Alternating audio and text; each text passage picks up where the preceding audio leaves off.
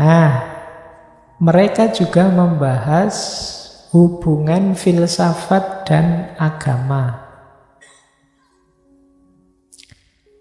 Apa sih beda dan samanya keduanya? Kata Ikhwanus Sofa, kebijaksanaan yang dikejar oleh filsafat, hidup bijaksana atau hidup filosofis itu hakikatnya adalah hidup berketuhanan. Kalau bahasa Inggrisnya God-like.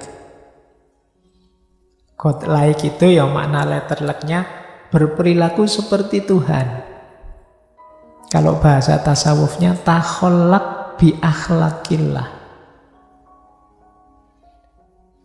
Jadi filsafat kan tujuannya sofia, kebijaksanaan. Ayo hidup bijaksana. Hidup bijaksana itu hidup dengan nilai-nilai ketuhanan. Kalau dalam bahasa Indonesia mungkin istilahnya kan ketuhanan. Sila pertama Pancasila itu ketuhanan. Kenapa sih kok bukan Tuhan yang Maha Esa? Kenapa kok ketuhanan? Karena ketuhanan itu kalau bahasa Inggrisnya godlike. Ketuhanan itu berarti lebih dekat ke keberagamaan. Tidak sekedar saya percaya ada Tuhan yang Maha Esa, tapi hidupku adalah hidup seorang yang percaya. Itu namanya berketuhanan. Jadi ketuhanan yang Maha Esa itu kan, ketuhanan kan kata sifat, berhubungan dengan karakter. Berarti berketuhanan itu karakter kita itu seperti karakternya orang yang punya Tuhan. Misalnya kalau ada orang kok putus asa, terus kita kritik dia, kamu kok putus asa sih, katanya punya Tuhan. Kamu kan berketuhanan, kok bisa putus asa gimana? Kayak tidak punya Tuhan saja. Nah itu istilah ketuhanan, yang bahasa Inggrisnya God-like. Nah tujuannya filsafat ke situ, kata Ikhwanus Sofa. Pada puncaknya filsafat akan membawa kita pada perilaku ketuhanan, pada agama. Bandingkan dengan kata-katanya dulu kita pernah mengkaji Francis Bacon, bapaknya Said modern. Francis Bacon bilang filsafat itu kalau sedikit setengah-setengah sering menjauhkan orang dari agama. Tapi semakin banyak filsafat semakin mendekatkan orang dengan agama. Nah, terserah kalian setuju apa enggak dengan kata-katanya Francis Bacon ini. Benar enggak sih kalau belajar filsafat sedikit-sedikit malah jauh dari agama? Kalau banyak malah dekat dengan agama. Saya jauh dekat tetap jauh Pak dari agama, enggak pernah mikir. Yang kamu enggak serius kok belajarnya. Jadi ya monggo saja kamu cek sendiri. Mungkin kayak orang yang baru belajar silat itu ya, biasanya yang sudah grandmaster yang ilmunya paling tinggi juga lebih tawadu. Yang ngamuan tersinggungan kan yang kecil-kecil yang baru belajar itu. Sama kayak kalian kan begitu baru belajar filsafat, kayaknya nek ngomong di filsafat-filsafatkan. Ayo, baru ikut ngaji filsafat berapa kali presentasinya, eksistensi, esensi. Iya, ya wis gaya ngono itu. Nah, jadi filsafat itu ujungnya adalah God-like behavior, perilaku-perilaku yang orang yang berketuhanan, mirip Tuhan, takhollak bi akhlakillah. Jadi sejalan saja filsafat itu dengan agama. Ya kalau agama menuju ke sana dengan pedoman wahyu, kalau filsafat dengan mendayagunakan akal budinya manusia. Karena sejalan saja, ya tentu saja kalau dua jalur ini kita pakai bareng, kita tambah mantep. Kita tambah yakin dengan kebenaran agama kita. Jadi persamaan pertama itu. Persamaan kedua, dua-duanya mengajak kita untuk bahagia dengan cara jadi orang baik. Agama kan menyuruh kita jadi orang baik. Filsafat juga begitu. Menyuruh kita jadi orang baik. Demi apa? Bahagia. Tidak ada orang yang tidak ingin bahagia. Semua orang ingin bahagia. Yo kalau orang beragama bahagianya bahkan bahagia dunia, bahagia akhirat. Di titik ini sama kata Ikhwanus Shafa antara filsafat dan agama. Bedanya apa? Bedanya hanya pada tataran, kalau istilahnya Ikhwanus Shafa, tataran subsidiarnya, tataran implementatif sekundernya.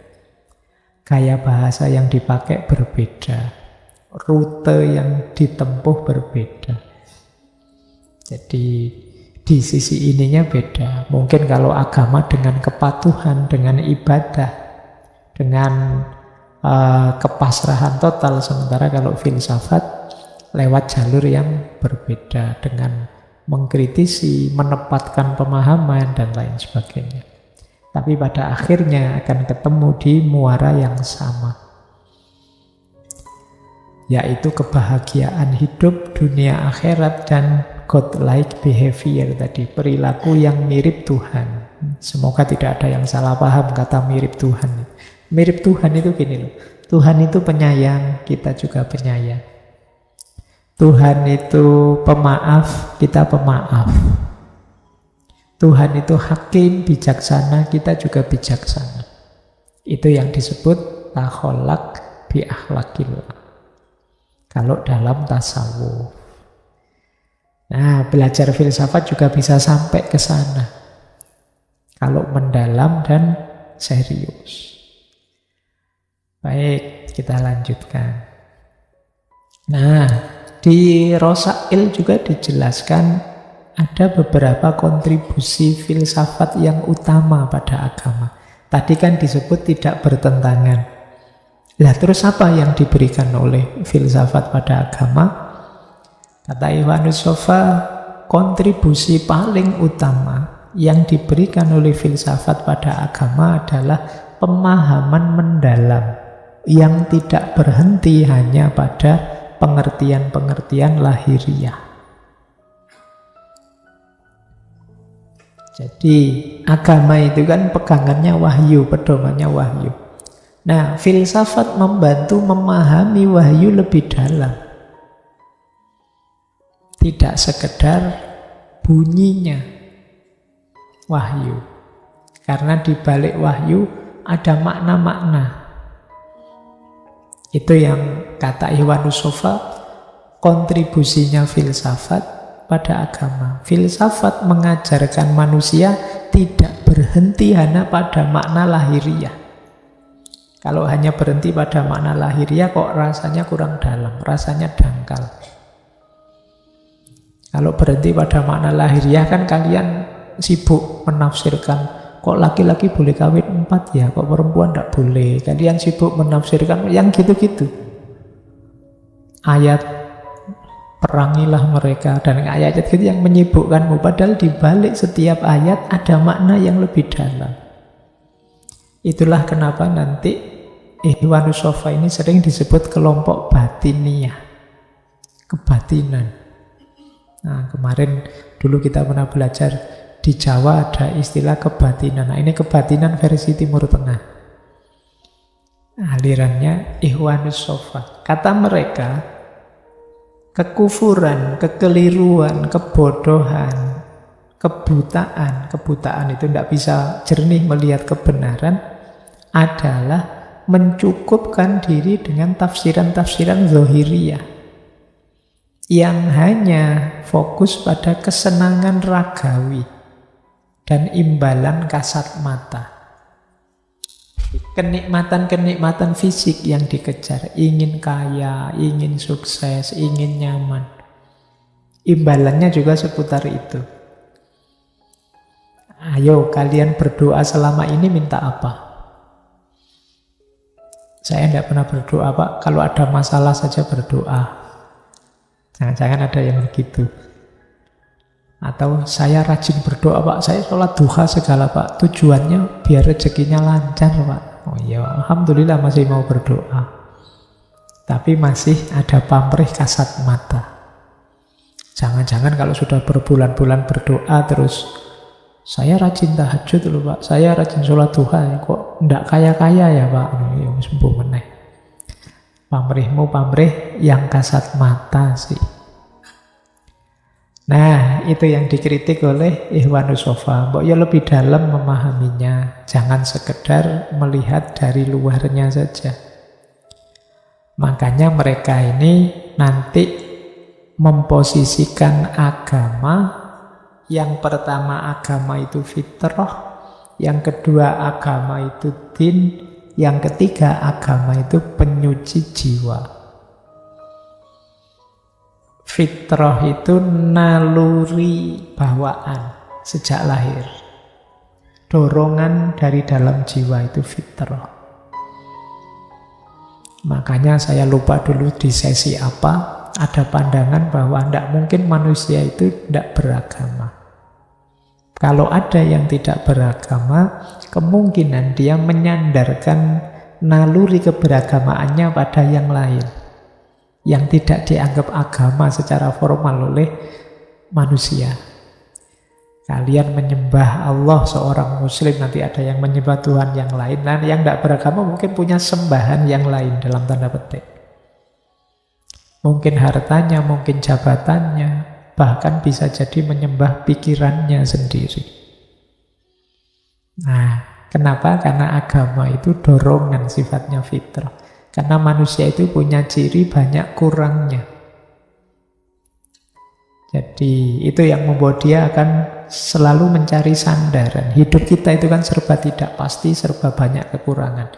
Makanya kita sering mencari sandaran kemana-mana. Kita merasa bisa bersandar pada harta, kita merasa bisa bersandar pada jabatan, kita merasa bahkan bisa bersandar pada pikiran kita. Itu yang kadang-kadang membuat kita mempertuhankan ini semua. Nah, maka kalau di Ikhwanus Shafa agama itu fitrah, juga din.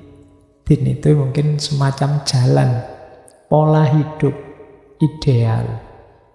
Itu ditawarkan oleh agama. Agama kan memberi kita paket lengkap.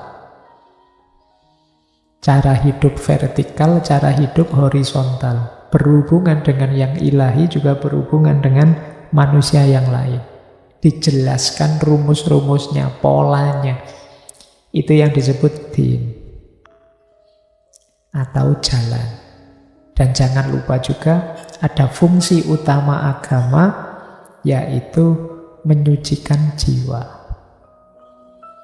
Dengan mengikuti agama, jiwa kita akan bersih. Loh, ini banyak dijelaskan ketika sesi-sesi tasawuf. Nah, 3 hal ini akan tambah kuat kalau didukung oleh filsafat. Kata Ikhwanus Shafa, fitrah kita akan terwadahi oleh akal budi kita dengan kita masuk ke ranah filsafat. Maka tadi membaca kitab suci saja, kalau hanya kita lihat zahiriyahnya, mungkin tidak akan ketemu ini agama yang fitrah, agama yang din, agama yang menyucikan jiwa. Untuk ketemu makna-makna dalamnya, ya kita harus punya kemampuan refleksi, kontemplasi lebih dalam. Yang itu adanya dari dunia filsafat, kata Ikhwanus Shafa. Makanya mereka ini kalau memahami kitab suci dengan model pembacaan batin, tafsirnya mereka itu kalau ilmu tafsir mungkin disebut tafsir isyari. Tafsir isyari itu ya berdasarkan isyarat-isyarat ilahiyah. Sifatnya batin. Kalau yang teman-teman tafsir mungkin ngerti yang dimaksud tafsir isyari. Para sufi itu kalau nafsir hasilnya tafsir isyari. Isyari itu semacam isyarat. Isyarat kalau bahasa Indonesia ini simbol. Ayat itu simbol. Simbol itu kan sesuatu yang dibaliknya ada makna. Jangan dilihat simbolnya, masuklah ke maknanya. Itulah yang dimaksud. Nah, ya contohnya banyak. Kalau nanti teman-teman membaca kitabnya Ikhwanus Shafa, ya penciptaan Nabi Adam, setan, kebangkitan, kiamat, surga, neraka itu harus dipahami lebih dalam. Ya Al-Quran menggunakan alegori-alegori. Kalau dipahami letterlek nanti jadinya kita ketemunya mana-mana yang dangkal. Ya seperti kayak surga neraka dipahami versi komik misalkan. Dulu ada komik surga neraka itu. Akhirnya membayangkan, wah di neraka itu ada semua alat-alat pertukangan. Iya kan? Palu, gergaji, linggis, apalagi rantai, lengkap. Setrika juga ada di sana. Saya di komik itu. Besok ada orang yang disetrika gitu.